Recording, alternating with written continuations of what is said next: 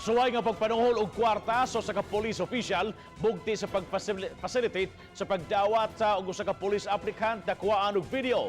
Plano karon sa kapulisan nga pasaka og kaso sa nabuhat nini nga usar-usab ka retired police. Si Nico Serino sa report.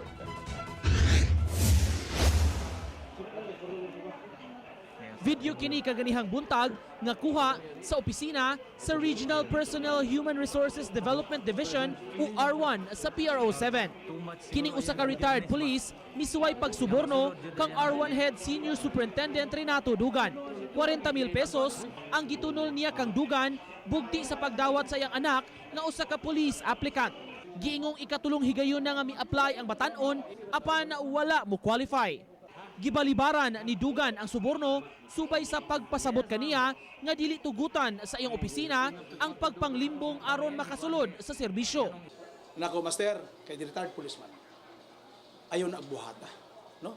Kay kanang imong gibuhat karon, kanang imong anak definitely kung masuod na po na ang tendency niya is mubawi siya because from the very beginning sa iyang pag-apply sa PO1 dili na mao ang iyang pamagi.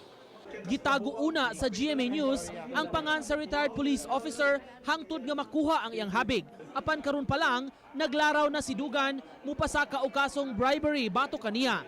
Samtang namiligro sab ang application sa batan-on sanglit miangkon ang amahan nga may kasayuran ang iyang anak sa planong pagsuborno.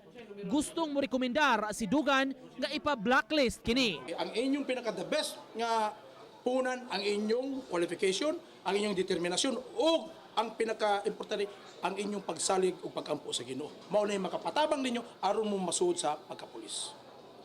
Nico Serino, Balitang Bisdak.